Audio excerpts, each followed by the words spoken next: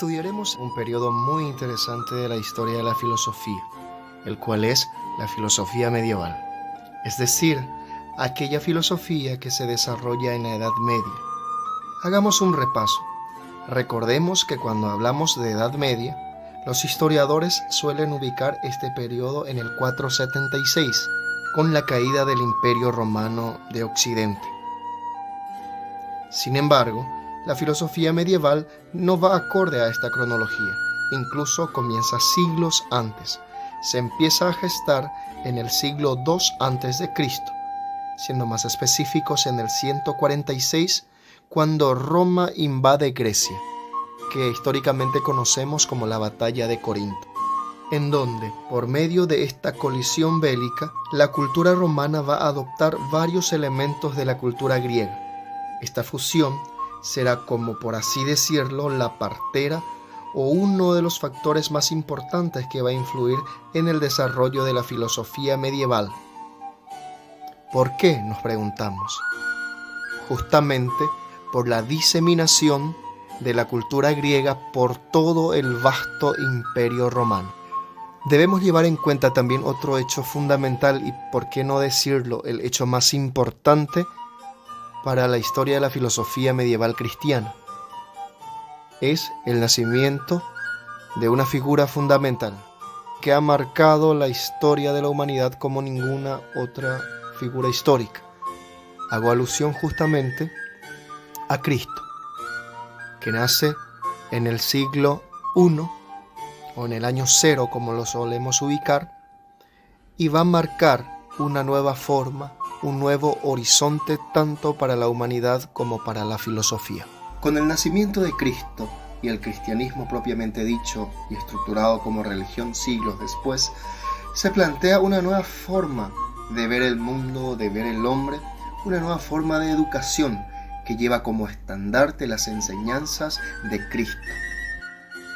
Tanto es así que el hombre medieval centra su atención y coloca a una figura como centro del universo, y me refiero a la figura de Dios, razón por la cual este periodo es considerado teocéntrico.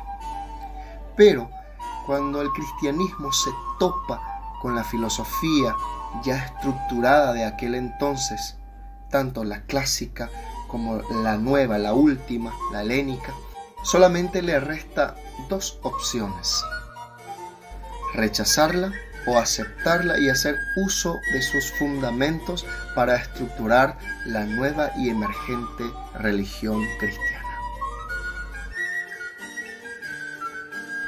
Dos de los aspectos fundamentales a llevar en cuenta en el estudio de la filosofía medieval y cristiana son, sin lugar a dudas, la razón y la fe. Todas las corrientes filosóficas presentes aún en aquel entonces y de manera fresca, como fueron las propuestas socráticas, aristotélicas, estoicas, epicúreas, etc., ayudaron enormemente a conciliar estos dos aspectos que a primera vista parecieran tan distantes, tan distintos y tan antagónicos.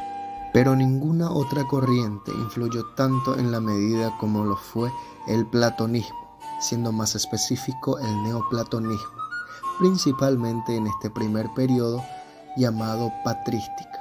En contraparte, el periodo siguiente, llamado escolástica, la corriente predominante del mismo fue el aristotelismo. Con eso no decimos que en el periodo anterior o posterior no hubieron influencias de ambas corrientes. Nada más resaltamos la predominancia de uno y otro en cada periodo. Cabe destacar que estos dos periodos de la filosofía medieval y cristiana, la patrística y la escolástica, presentan la siguiente disposición cronológica. La patrística se extiende del siglo II al V-VI después de Cristo. En su parte, la escolástica del siglo VI hasta el siglo XV después de Cristo. Los máximos representantes de uno y otro periodo podemos mencionar en la patrística a San Agustín de Hipona y en la escolástica a Santo Tomás de Aquino. Con eso no decimos que fueron los únicos grandes representantes o los únicos grandes pensadores de dichos periodos. Nada más un resumen a modo rápido, mencionamos a estos dos grandes pensadores de la filosofía medieval y cristiana.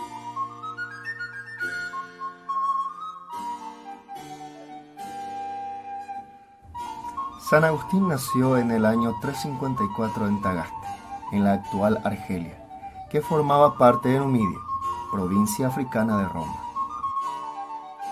Su vida podemos trazarla gracias a una de sus obras cumbres, Confesiones, que supone a su vez un hito para la historia de la literatura, pues inaugura la autobiografía con la presencia de un yo reflexivo.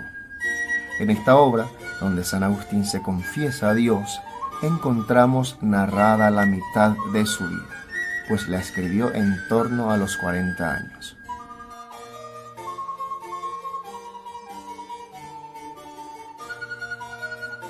Agustín de Hipona cursó sus primeros estudios en su ciudad natal, Tagaste, para posteriormente ser enviado a Cartago por su padre, un pequeño propietario local, con el fin de conseguir una mejor formación.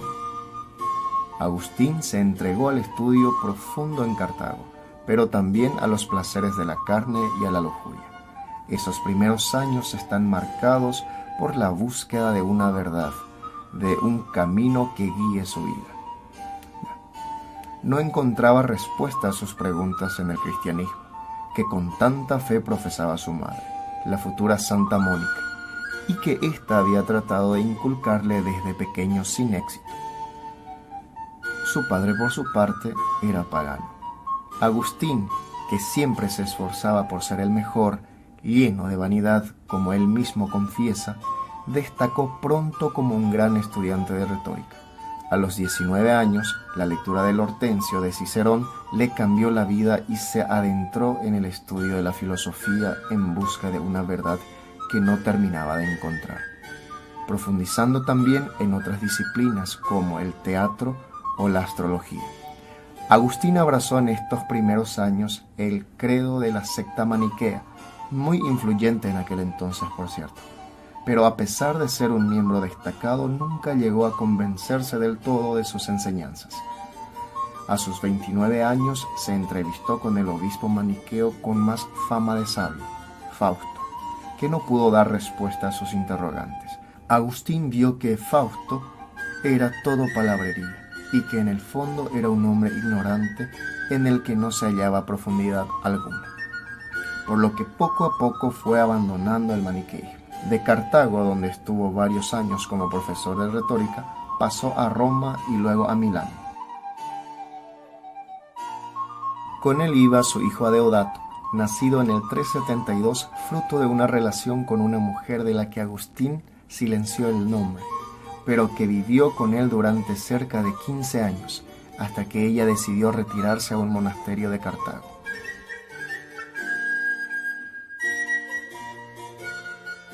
Milán será el punto de inflexión en su vida, pues allí comienza a frecuentar los sermones del obispo Ambrosio, que consigue resolverle muchas cuestiones sobre la interpretación bíblica y Dios, que van a ir acercando a Agustín paulatinamente al pensamiento cristiano.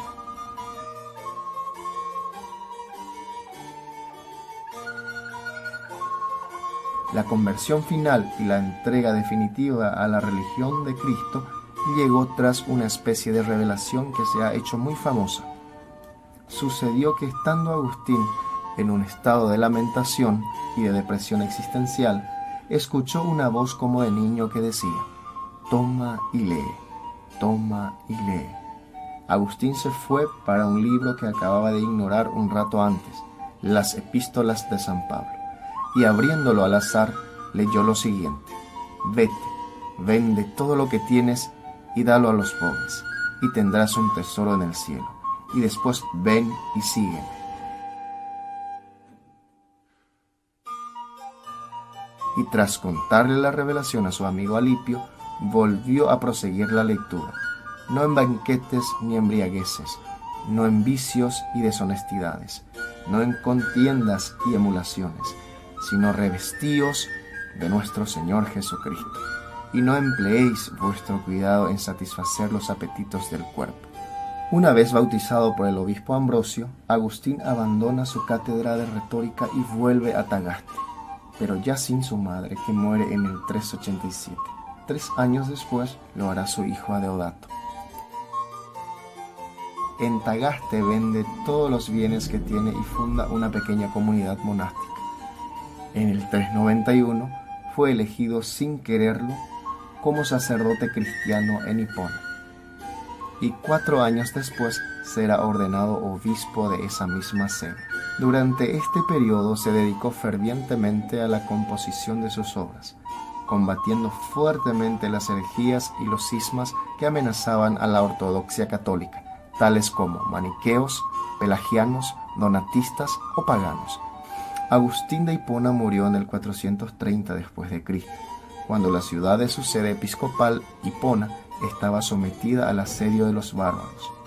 Una vez vista su biografía, extraída de su libro Confesiones, vamos a pasar a otras de sus obras cumbres, La ciudad de Dios, escrita en su periodo de madurez entre el 412 y el 426 después de Cristo. La obra está motivada por la crisis que está sufriendo el Imperio Romano a mano de los bárbaros. Muchos culpan de esta decadencia y del fin de la propia civilización al auge cristiano. En La ciudad de Dios contra los paganos, que es el título exacto, Agustín contrapone 2 tipos de ciudades: la primera, la espiritual, la de Dios, y la segunda, la terrena, que representa el pecado y la decadencia moral. El ser humano está condenado a vivir en la primera, de la que no puede liberarse al ser mortal, pero debe esforzarse en lo posible en acercarse a la ciudadanía celestial en la tierra, aunque no se alcanza plenamente hasta morir y habitar en el paraíso divino. Aquí vemos un paralelismo fundamental con uno de los autores que más influyó en San Agustín, que intenta hacer compatible, por cierto, con el cristianismo. Nos referimos a Platón, su idea de los 2 mundos, el de las cosas y el de las ideas que están arriba, en el hiperuráneo. El propio título de la ciudad está en relación con una gran cantidad de obras filosóficas griegas que exponen una ciudad o modelo ideal, las llamadas Calípolis.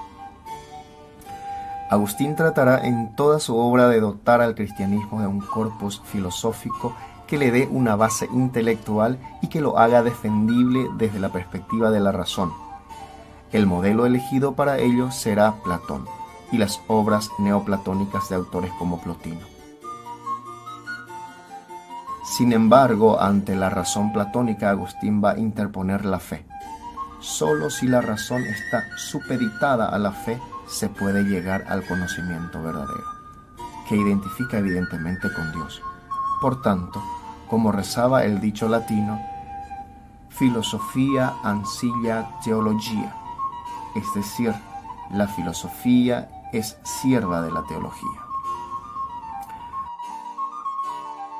Para Agustín, la búsqueda de Dios es algo intelectual y en la línea socrático-platónico hay que buscarlo en el interior, en el conócete a ti mismo, porque en ese conocimiento interno se revelará y se conocerá a Dios, que es necesario, inmutable, eterno y poseedor de esas verdades eternas.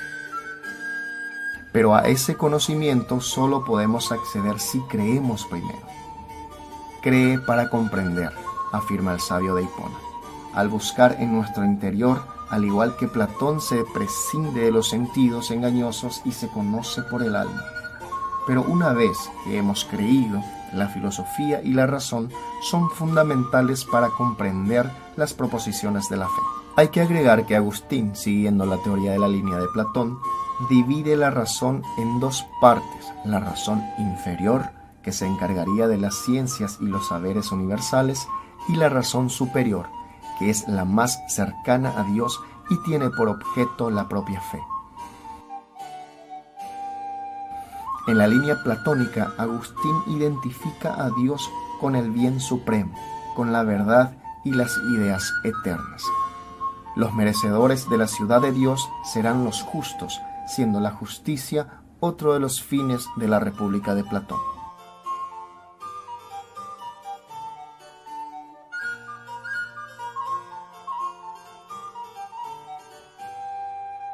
Otro de los problemas que afectó y angustió a San Agustín durante toda su vida fue el del mal, de ahí se explica su pertenencia al maniqueísmo.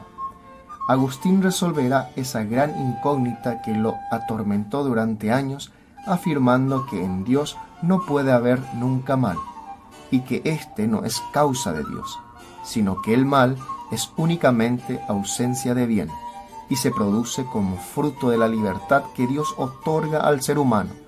El mal se produce porque existe el libre albedrío, y solo es posible en el hombre.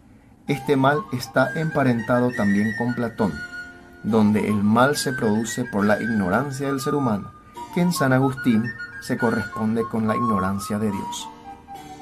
Otros conceptos resaltantes y que están anticipando el yo de Descartes es el de si me engaño existo, si enim facior sum, que está en la misma línea que el pienso y luego existo o luego soy cartesiano. Este hallazgo, junto a las verdades matemáticas y los principios de la conducta moral, sirven a Agustín de Hipona para atacar las posturas escépticas de la imposibilidad del conocimiento, para resolver la cuestión de si me engaño, pues si me engaño existo. Otro concepto a resaltar es el concepto del tiempo. El de Tagaste expone que el tiempo de Dios como inmutable y eterno es diferente del tiempo del ser humano, que está sometido al tiempo del mundo creado por el ser divino. El tiempo reside en el espíritu que hace una concepción tripartita, presente de las cosas pasadas, presente de las cosas presentes y presente de las cosas futuras. Por tanto, parece que solo conocemos desde el presente según San Agustín de Hipona. Como es cristiano, su idea del tiempo es lineal, contradiciendo el tiempo eterno circular que predominó en la filosofía griega. San Agustín trató de demostrar también la existencia de Dios a través de tres argumentos. Primero, el consenso. Todo el mundo está de acuerdo, dice él, que Dios existe. Por tanto, como todo el mundo está de acuerdo, debe existir. Segundo, el orden del universo. Al funcionar el universo con perfecto orden, debe haber alguien responsable de dicho orden, y el mismo debe ser necesariamente un ser trascendental, es decir, Dios. El tercer argumento es el de la teoría del autotranscendimiento. Al indagar en nuestro interior, descubrimos conocimientos como las verdades inmutables, y como nosotros no somos seres inmutables, deducimos que han debido ser creadas por alguien inmutable, que trasciende a nosotros, que está en el más allá, y es el que ha puesto en nuestro interior dichas ideas. Ese conocimiento se produce además en el alma, que es eterna, que es nuestra vía de contacto con Dios, sirviéndonos como mecanismo, como vía para la iluminación divina. Desde la perspectiva política, Agustín cree que el Estado debe someterse al poder religioso y que las leyes deben realizarse según los escritos divinos, que serán los que garantizarán en la vida terrenal el mejor orden posible. Con ello dejaba asentado para la Edad Media que todos los estados deben someterse al poder papal, pasando el Estado a ser en sí el brazo pulsor, ejecutor de los designios de la Iglesia. Para terminar, debemos advertir que no podemos caer en el error que muchos han hecho de restarle importancia o deslegitimar a San Agustín por el mero hecho de ser un pensador religioso y cristiano. Si aplicamos esta falacia, caeremos en el error de anular casi toda la filosofía grecorromana, pues al fin y al cabo, la mayoría o la mayor parte de los filósofos terminan aceptando algún tipo de divinidad superior.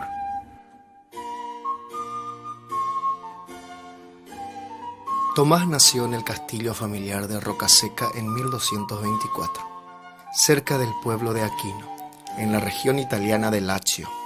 Perteneció a una familia noble y poderosa, descendientes de los condes de Aquino y emparentada con el propio emperador Federico II. Se educó desde los 5 años en el monasterio cercano de la abadía de Montecassinos, del que era abad su tío. Allí se formó en gramática, teología, literatura y música. para luego ir a la Universidad de Nápoles, donde entró en contacto con el derecho y la filosofía, descubriendo al autor que cambió su vida, Aristóteles. Una vez concluidos los estudios en Nápoles, quiso entrar en la orden de los dominicos mendicantes, porque se sentía atraído por el estilo de vida pobre y humilde. Esta decisión no le gustó a su familia, que tenía otros planes para él: suceder a su tío en el monasterio de Montecasinos. Como Tomás no hizo caso, sus hermanos llegaron incluso a secuestrarlo y encerrarlo en el castillo de Rocaseca por orden de su madre, pero Tomás consiguió escaparse descolgándose con una sábana por la fortaleza y huyó hacia París. En París, centro cultural del mundo por aquel entonces, tuvo por maestro a nada más y nada menos que a Alberto Magno, que potenciaría las habilidades del discípulo y trabajaría con él en la adaptación de Aristóteles al cristianismo, acompañándolo a Colonia. Junto a este defendería la fuerte oposición que los mendicantes tenían en la Universidad de París por los maestros seculares y por otros religiosos como Guillermo de Saint-Amand. Tomás escribió como defensa contra los que impugnan el culto divino, venciendo en la disputa y convirtiéndose en profesor de la Universidad de París, consejero del rey Luis IX de Francia y del propio Papa Urbano IV. En 1256 comienza una etapa de maestro en teología, que lo llevará además por varias universidades italianas, como Roma, Nápoles o Viterbo.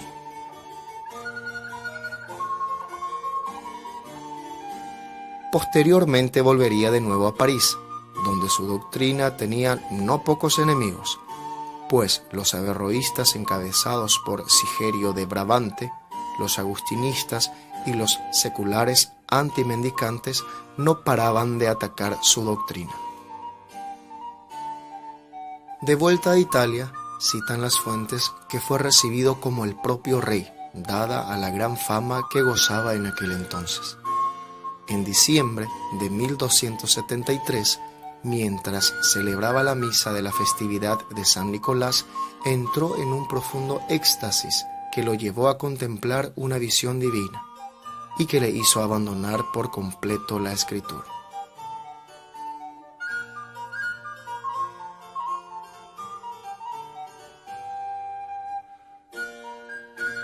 En una carta al hermano Reginaldo, el Aquinate expresó: «El fin de mis labores ha llegado.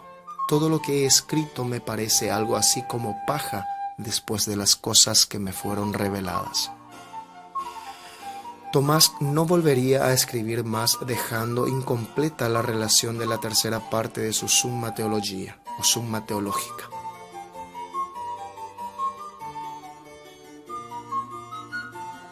Murió al año siguiente, en 1274, de camino al Segundo Concilio de León.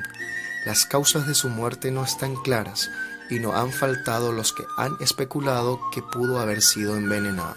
En 1323 fue canonizado por Juan XXII, diciendo de que sus milagros eran sus propias obras.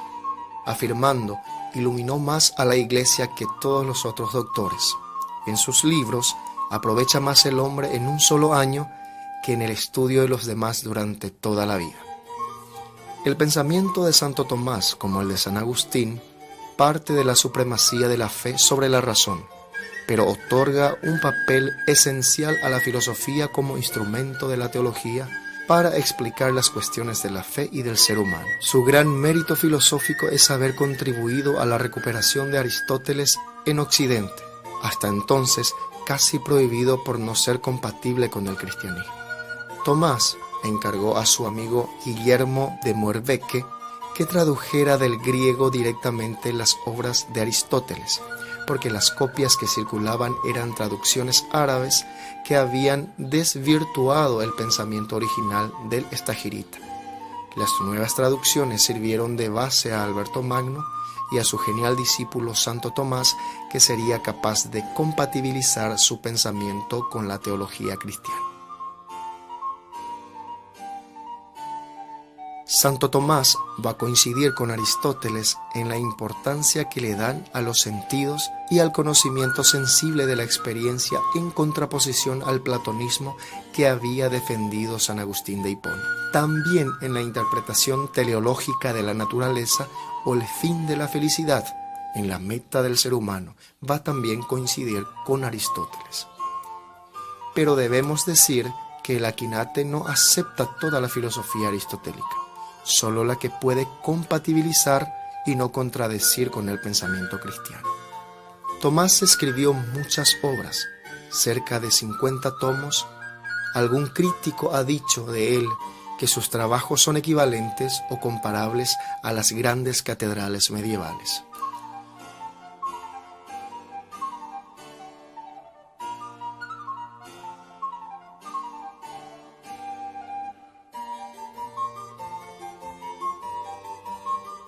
De sus escritos podemos destacar Summa contra Gentiles, Summa Teológica o múltiples exposiciones filosóficas sobre Boecio, Procio y Aristóteles. Su obra, Summa contra Gentiles, se caracteriza por ser una apología del cristianismo enfocada a debatir y defenderse de judíos y musulmanes con argumentos teológicos y argumentos filosóficos, siguiendo el estilo de las disputas universitarias de la época. Su obra cumbre y de toda la teología cristiana medieval es Summa Teológica. Es un tratado o una especie de manual sobre las cuestiones fundamentales de la teología católica, expuesto de una forma ordenada y coherente. Consta de 512 cuestiones divididas en 2.669 artículos y cerca de 10.000 objeciones. En cada artículo Tomás usa la misma metodología en forma de pregunta. Introduce el problema a tratar, como por ejemplo, ¿Dios es o no es infinito? Luego se ofrece una serie de argumentos que defienden la postura contraria a lo que él piensa. Y en la tercera parte ofrece una solución correcta al problema con su argumentación y finalmente hace objeciones a todos los argumentos presentados al principio como contrarios. Lo interesante desde la perspectiva filosófica es que para defender su postura aplica la argumentación racional aludiendo a figuras de autoridad del mundo pagano, sobre todo Aristóteles, al que cita constantemente, y también nos encontramos en menor medida, por ejemplo, con Platón. De entre sus obras es muy famosa su demostración de la existencia de Dios a través de las 5 vías, que tienen sus antecedentes, como ya vimos, en Platón, Aristóteles o el propio San Agustín, y que parte del conocimiento, en su caso, de los sentidos. La primera vía es la vía del movimiento. Todo lo que se mueve debe ser movido por otra causa, siendo Dios la primera causa, el motor inmóvil, que mueve pero que no es movido. La segunda vía es la vía de la causa eficiente. Todo lo que existe es causado. Una causa produce otra, y así hasta Dios, que no es causado por nada, porque es causa de todo. La tercera vía es la vía de la contingencia.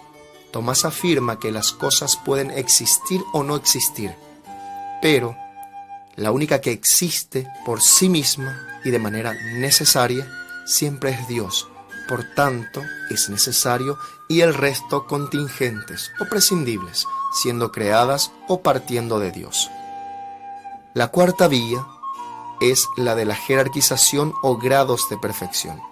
Encontramos en el mundo diversos grados de perfección, siendo cada uno superior a otro. La causa de la bondad y de la veracidad se identifica con el grado máximo, que será siempre Dios. La quinta vía es la vía del orden del mundo. Todo tiene un fin que solo es posible si está ordenado por una inteligencia, siendo el fin último Dios, e inteligencia primera, el ordenador de todo y la causa final. Si nos acercamos a su teoría del conocimiento, encontramos que tiene su base en Aristóteles y a su famosa teoría del hilemorfismo. El ser humano está compuesto por materia, que sería el cuerpo, y la forma que se corresponde con el alma, El alma es la forma del cuerpo vivo, separándose del pensamiento aristotélico al aceptar su inmortalidad. Nos referimos al alma. No obstante, Tomás acepta que al estar unida al cuerpo, son los sentidos los que nos ayudan a conocer, negando el conocimiento innato o la teoría de la iluminación agustiniana. A través de los sentidos conocemos las cosas particulares y luego nuestro entendimiento despoja las cosas de sus rasgos particulares para ir creando un concepto universal que recoge la esencia. Tomás habla de dos ámbitos de conocimiento con contenidos propios: el ámbito de la fe, con las verdades reveladas por Dios, como la verdad de la Trinidad, y del ámbito de la razón, con verdades naturales, como por ejemplo el conocimiento de la química o el conocimiento de la botánica. También hay verdades desde ambos ámbitos, como por ejemplo Dios, al que podemos conocer por la fe, pero también por la razón. Eso sí, advierte Santo Tomás, y lo deja muy claro, que en caso de contradecir, el error provendrá siempre de la razón y nunca de la fe. En cuanto a la cuestión de la realidad y la existencia, es famosa su adaptación aristotélica de la potencia y el acto, con el agregado de esencia y existencia. La esencia sería aquello que define una entidad y que está compuesto por forma y materia. Por ejemplo, los árboles de una misma clase, como los naranjos, compartirían una misma esencia. Se viene a relacionar con la potencia aristotélica. La existencia, que es por lo que la esencia existe, es lo que actualiza la esencia, el acto aristotélico en sí. Para el Aquinate, Dios sería acto puro, en el que la existencia se identifica con la esencia, ya que es el único, necesario y no contingente. Por último, podemos referirnos a su ética y a su política, donde también vemos la huella aristotélica, pues asume una ética eudemonista, donde el ser humano tiene como fin la felicidad. Equivaldría a alcanzar la perfección y la excelencia. Para alcanzar esa perfección, uno debe obrar de forma correcta siguiendo la ley natural, que es a la par ley divina y ley universal. La ley positiva, la ley establecida por el ser humano, debe estar siempre en consonancia y sometida a la ley natural, debiéndose el Estado centrar en que el ser humano actúe conforme a la ley natural. Aunque el Estado esté separado del poder político, éste debe garantizar el cumplimiento de la ley divina. Si el Estado se aparta de la ley natural y comete actos injustos, estamos obligados a desobedecerlo, lo afirma el Aquinate. En conclusión, Tomás de Aquino fue uno de los hombres más prolíficos de la Edad Media y que, aunque sea más un teólogo que un filósofo, en sí sus síntesis de la filosofía tradicional y aristotélicas serán vitales para la historia posterior del pensamiento.